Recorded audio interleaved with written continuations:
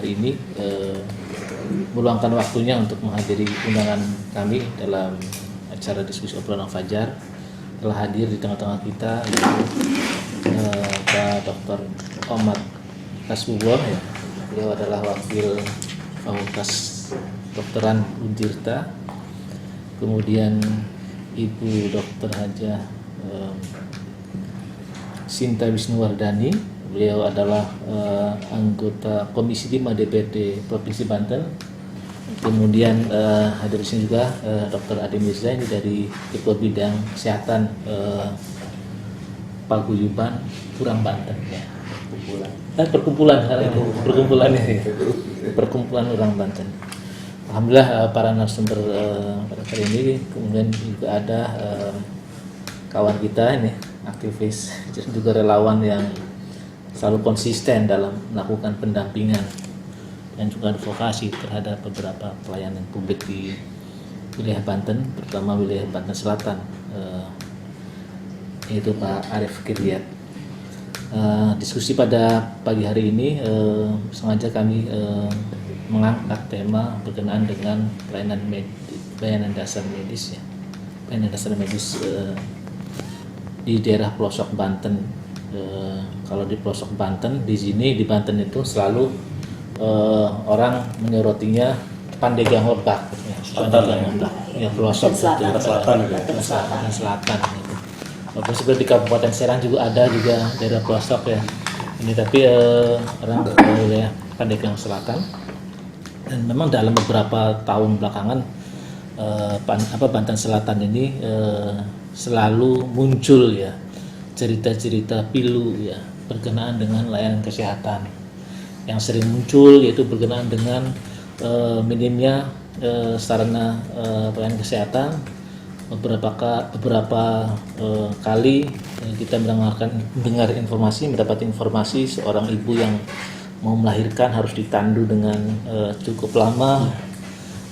Bahkan ada yang sampai melahirkan di jalan dan sebagainya, atau yang sakit karena sakit keras karena jauhnya dari lokasi perkampungan ke kesehatan, jadi juga tertolong, meninggal di perjalanan dan sebagainya. Belum lagi misalkan kesulitan dalam memperoleh alat transportasi, ya, untuk menuju pusat kesehatannya. Tema yang kita angkat ini menjadi sajian, ya, isu yang kita dorong. Kami sebagai media ingin mendorong perhatian yang lebih lagi lah dari Pemda, baik Pemprov Banten maupun Pemkab Lebak dan Pemkab Pandeglang, agar persoalan-persoalan layanan kesehatan ini untuk daerah pelosok menjadi perhatian serius.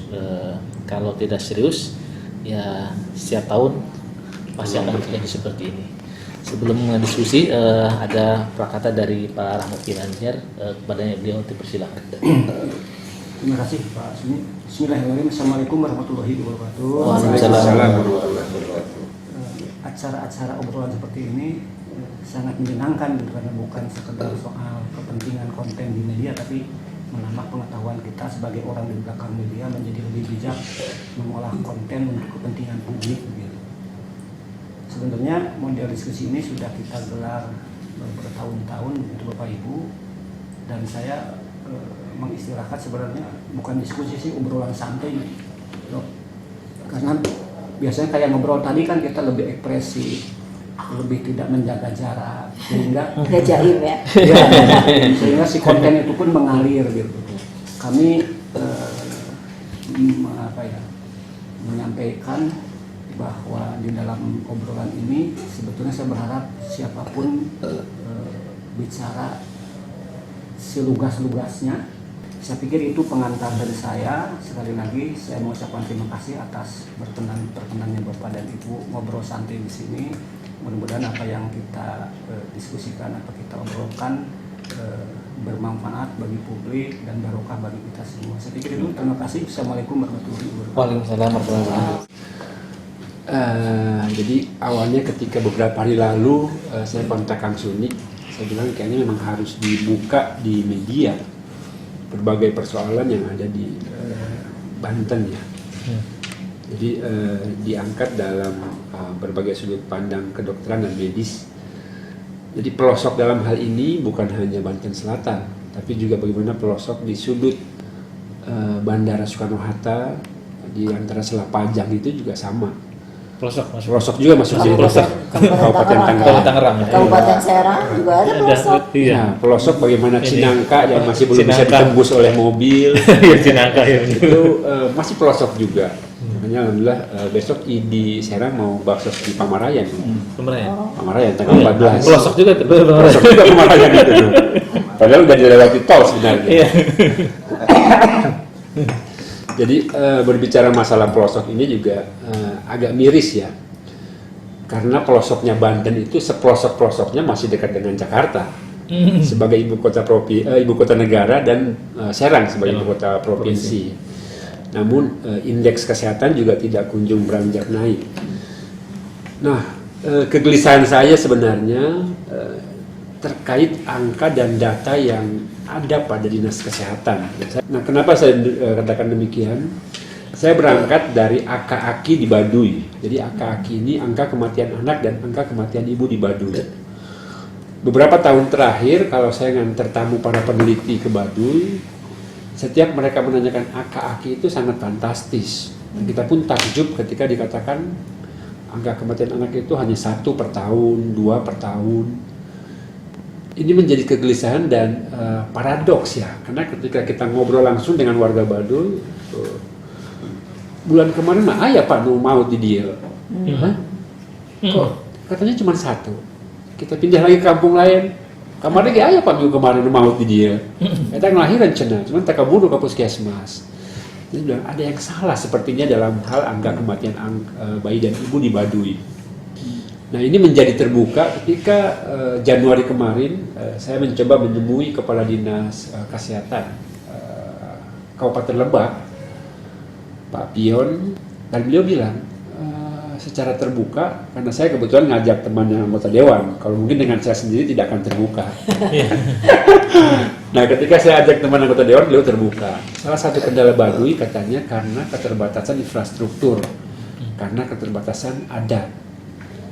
Nah, waktu itu saya bilang, kalau hal-hal yang menjadi masalah sudah diketahui, lantas solusinya apa kira-kira Pak? Nah, eta. Pertama, dana kami. Jadi di Keslebak sudah mengatakan tidak ada dana. Padahal saya bilang dana itu masalah ke-7 dalam hal ini Pak. Yang penting political will sebenarnya. Nah, waktu itu memang tidak ada jalan keluar karena hanya menjadi obrolan biasa di ruang dinas beliau. Saya bilang ini Pak menjadi bola salju nantinya. Karena kita menganggap biasa, ketika dinas mengatakan angka kematian ibu dan bayi itu hanya 1, berarti secara garis besar angka kesehatan Baduy cukup baik. Di antara 15.000 jiwa penduduk Baduy, ini kan menjadi sangat fantastis. Ini setingkat dengan Singapura. Kalau sekian puluh ribu jiwa itu hanya 1 yang mati gara-gara melahirkan. Tapi menjadi terbuka kotak Pandora itu ketika kita masuk ke dalam Baduy. 65 kampung Baduy luar dan 3 kampung Baduy dalam ternyata menyisakan berbagai permasalahan. Nah, puncaknya ketika Pak Menteri Erick Thohir ke sana, kita langsung todong saja. Waktu itu kita kumpulkan semua bidan, ada 9 bidan desa dan 1 korbit penonton bidan tanpa dokter. Karena waktu itu puskesmas sudah tidak ada dokter lagi. Baru bulan kemarin setelah hampir 8 bulan kosong ada dokter umum yang mau duduk di puskesmas Cisimet. Nah, Cisimet yang membawahi 1 desa dalam hal ini Baduy ini agak sedikit kontraproduktif karena standar WHO itu 1 dokter itu membawahi 1.000 jiwa. Ini standar WHO. Ini sangat jauh kalau kita bandingkan dengan jumlah penduduk Baduy yang 15.000, itu hanya satu dokter umum. Harusnya 15 ya? Harusnya 15. Minimal 3 lah gitu kita tawar.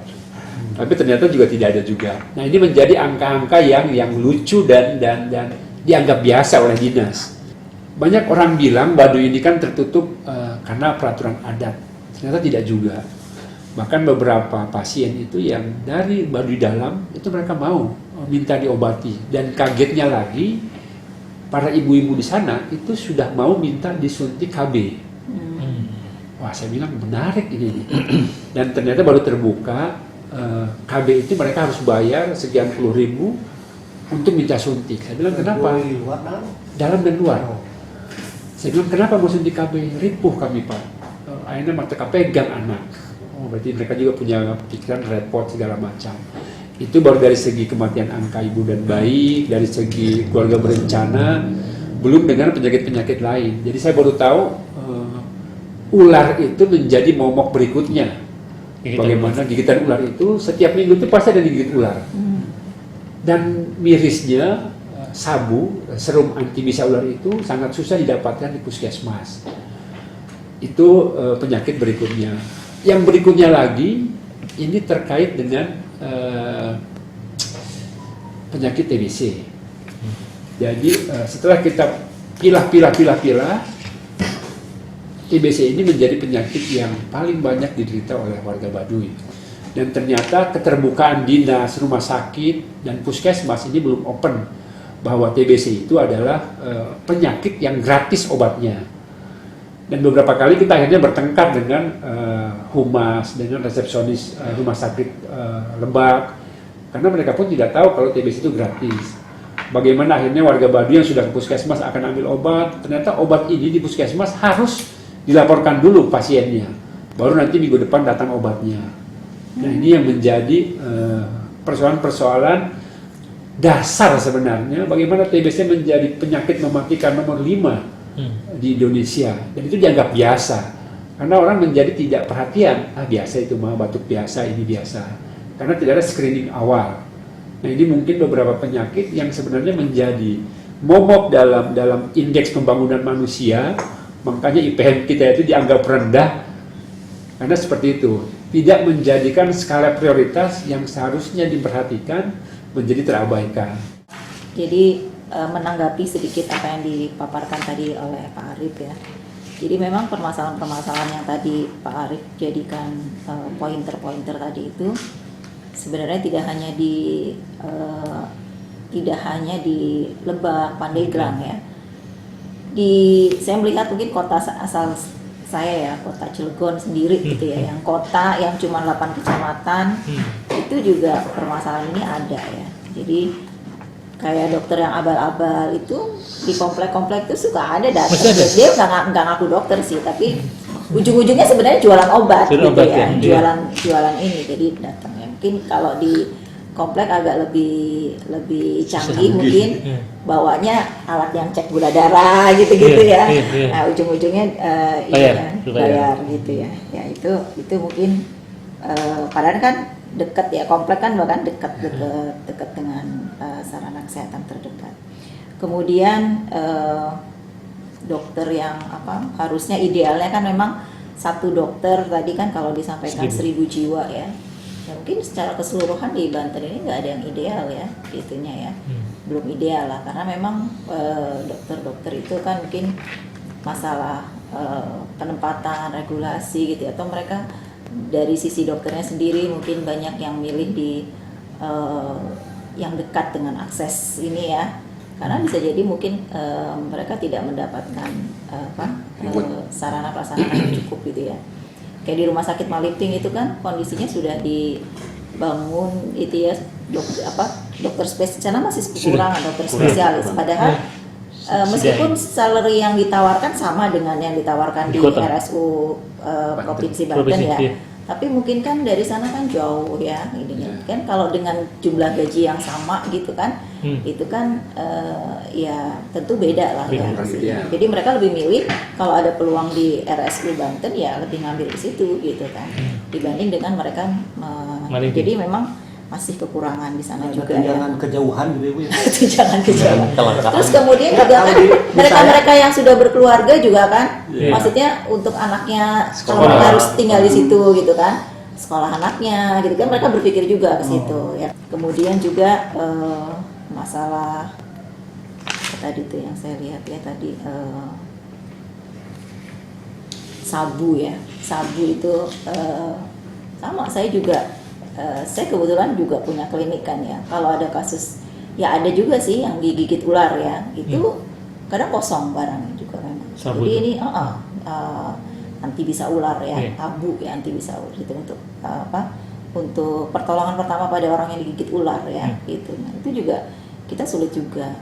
TBC juga kasusnya banyak meningkat ya kalau di Bahkan kalau ya masalahnya kadang pasien itu kan pemantauan minum obatnya, terus bahkan kasus-kasus yang MDR gitu kan yang resisten itu juga banyak ya. Jadi memang ini masalah kesehatan yang secara menjadi PR mungkin ya, artinya tidak hanya di daerah-daerah terpencil juga, bahkan di daerah yang katanya kota itu juga masih kita temukan sebenarnya keyakinannya. Kemudian tadi kita diskusi di awal juga masalah shunting gitu kan ya. Nah, shunting ini kan pemerintah punya target yang ini ya, tahun 2024 turun gitu ya, di bawah 14% gitu ya. Tapi upaya-upaya ke arah sana gitu kan kadang masih jauh dari panggung ya. Jadi masih intervensi-intervensi yang dilakukan sekedar mungkin pembentukan ini hanya tim ini gitu kan, tapi tidak intervensi langsung ke anak-anak yang stuntingnya itu masih kurang gitu kan ya. Artinya kan kalau kita mau menurunkan stunting kan yang saat ini anak yang udah stunting itu kan kan nanti yang akan menjadi angka penurunannya kan dilihat dari itu tertuntaskannya ini kan. Jadi tapi kita kadang intervensi ke anak-anak yang stunting ini malah yang dipikirkan malah yang lain-lain gitu kan ya. Intervensi yang lain justru malah kebanyakan yang saya lihat. Jadi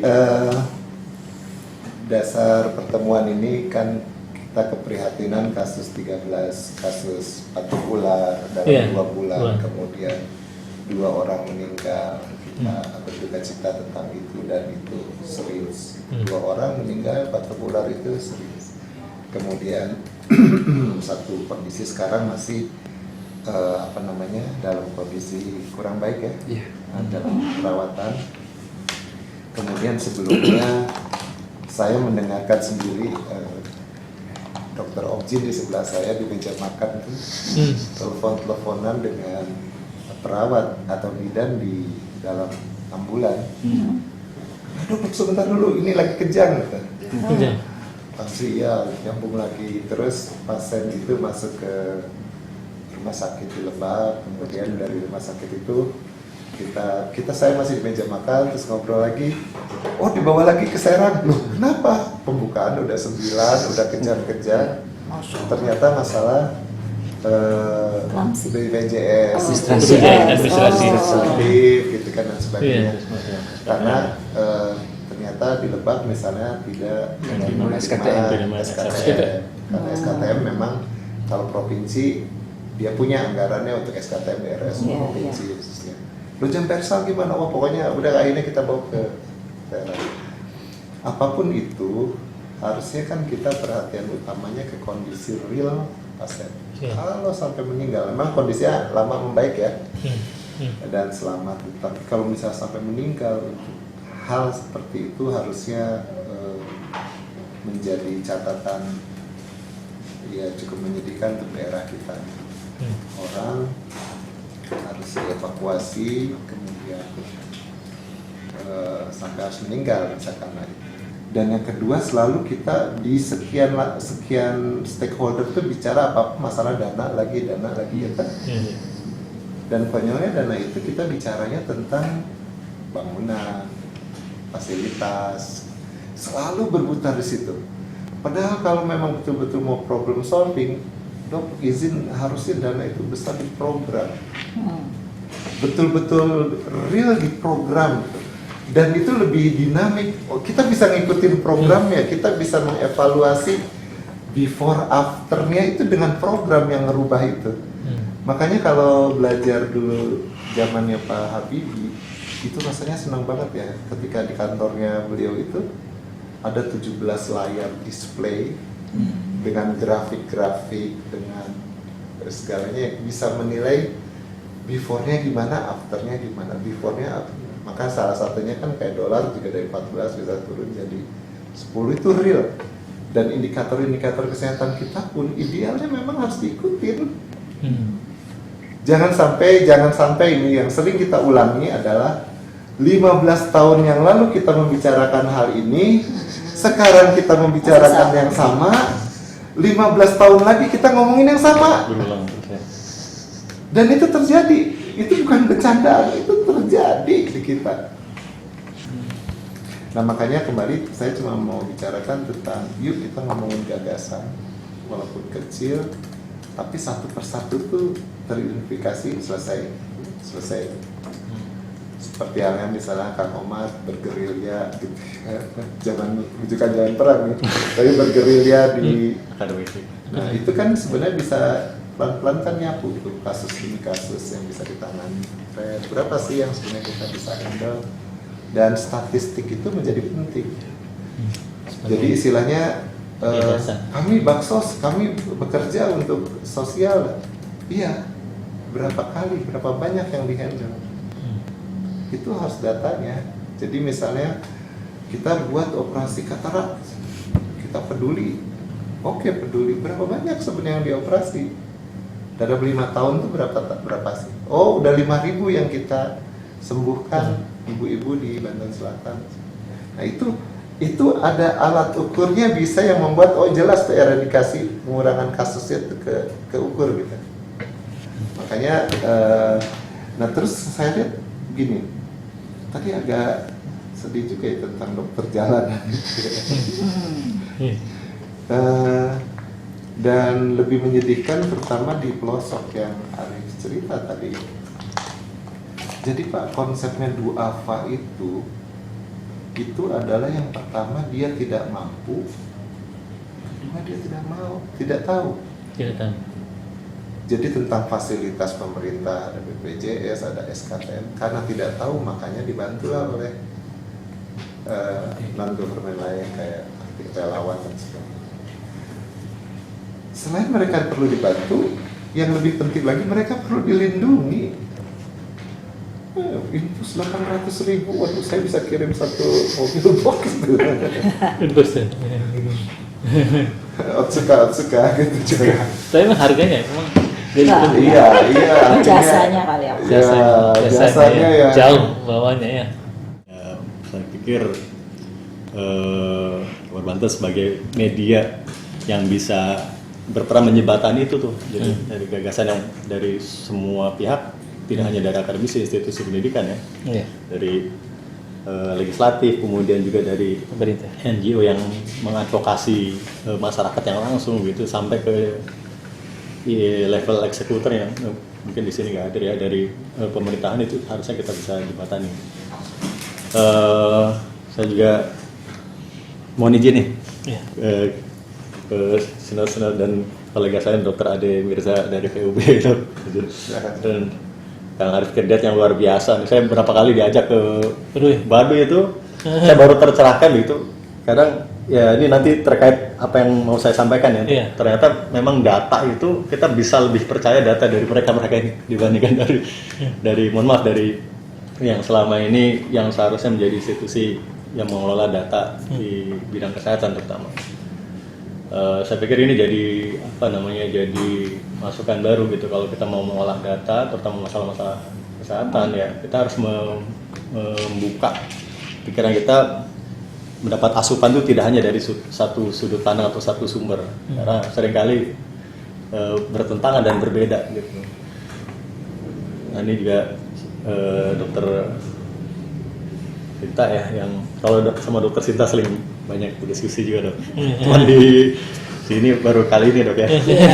Tapi kan nanti kalau kita ada gagasan dari akademisi ini dari sisi pendidikan, mungkin kita bisa langsung audiensi dengan Komisi 5. Memang kalau kita bicara masalah kesehatan itu kita tidak bisa memandang kesehatan itu hanya satu entitas berdiri sendiri gitu, karena permasalahan kesehatan ini adalah permasalahan yang saling kait-mengkait gitu. Kalau kita treat permasalahan kesehatan, kita juga harus men-treat atau memberikan penanganan yang juga entitas lain atau bidang lain yang bisa jadi dia mensupport atau mendukung permasalahan kesehatan. Karena tadi kan beberapa kendala yang sudah diangkat tadi ya, baik dari Kang Arif dan Dr. Sinta, Dr. Ade Mirza juga, bahwa memang permasalahan kesehatan hampir di semua daerah, tidak hanya Banten ya itu aja gitu, berulang itu aja gitu. Tadi misalkan masalah kesulitan masyarakat untuk mengakses pelayanan kesehatan. Nah kalau kita melihat kesulitan masyarakat terutama daerah pelosok itu untuk mendapatkan akses pelayanan kesehatan kan kita tidak hanya berpikir untuk memberikan solusi di masalah kesehatan tapi juga bidang lain terkait misalkan kalau kita mau memberikan solusi terkait masalah kesehatan tersebut pemerintah juga harus menyiapkan infrastruktur yang baik. Jadi kalau kita hanya menekan ini dinas kesehatannya saja gitu yang didorong gitu ya.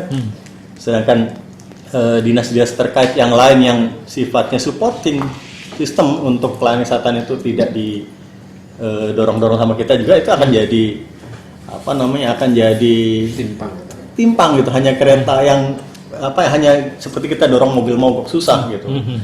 Karena betul tadi salah satu misalkan yang kita sudah turun langsung misalkan di Baduy. Kalau kita hanya berpikir hanya pelayanan dan pelayanan kesehatannya, kemudian fasilitas pelayanan kesehatannya tanpa memikirkan bahwa di situ harus ada akses yang baik, infrastruktur yang baik dan juga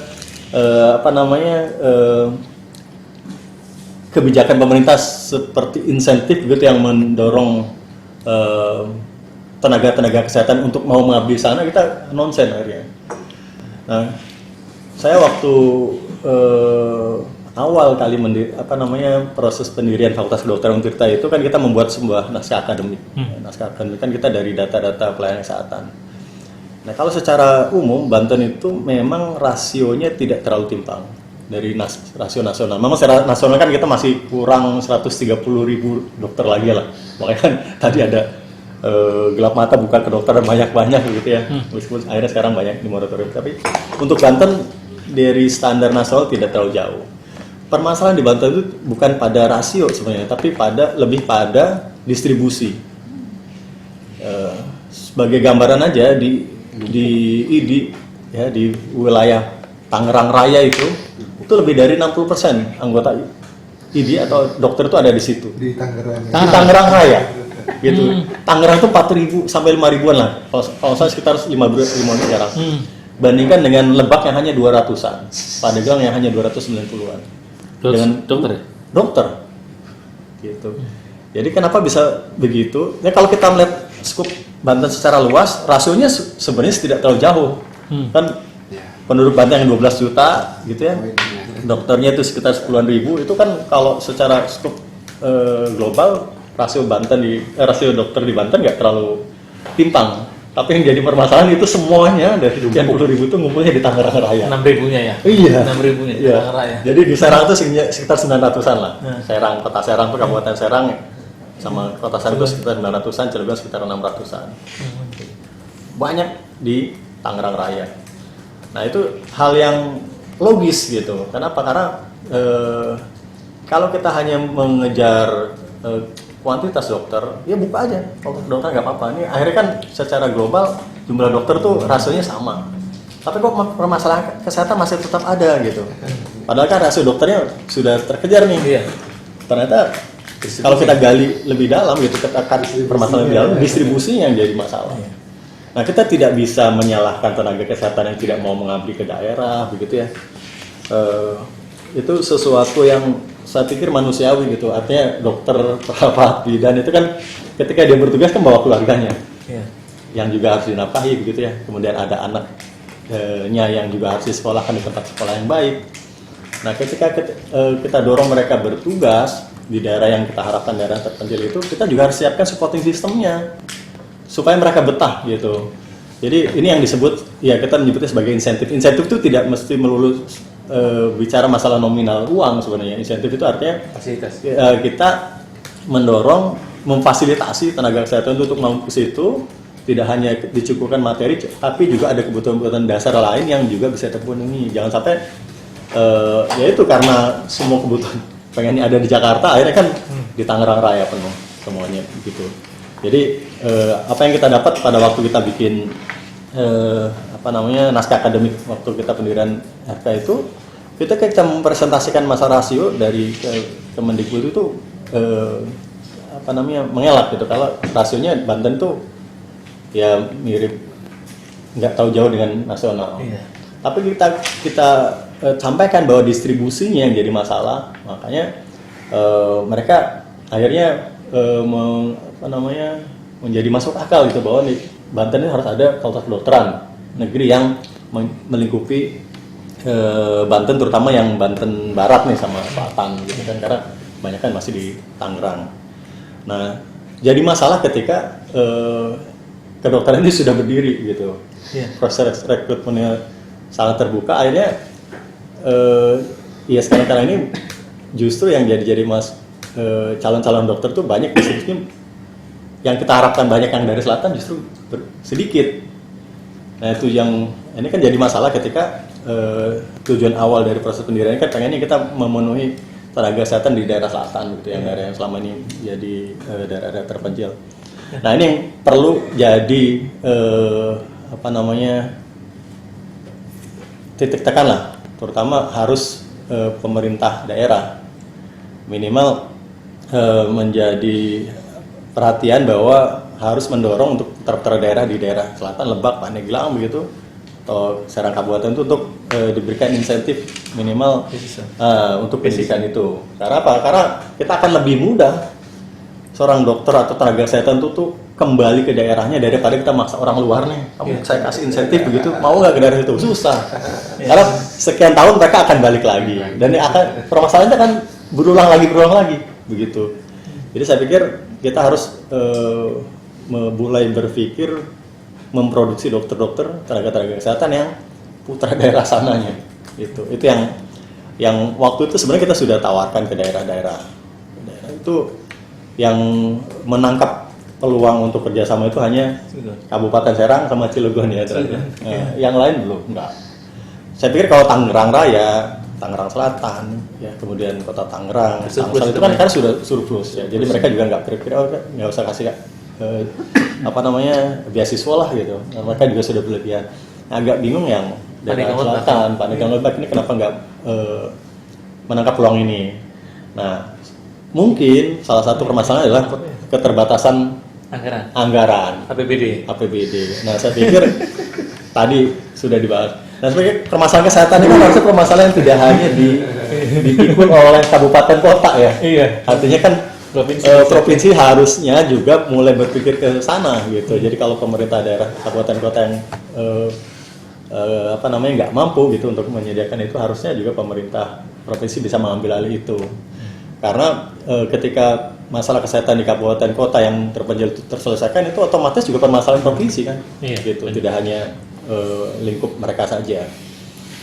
Terus tadi betul kalau kita data itu ya, saya beberapa kali temukan juga ketika kita cari data stunting ya di Kabupaten Serang aja gitu. Ketika lihat di data-data di puskesmas atau di dinasnya itu seolah-olah tidak terlalu banyak masalah. Tapi kita turun langsung ke lapangan gitu ya, ketemu kader-kadernya, kemudian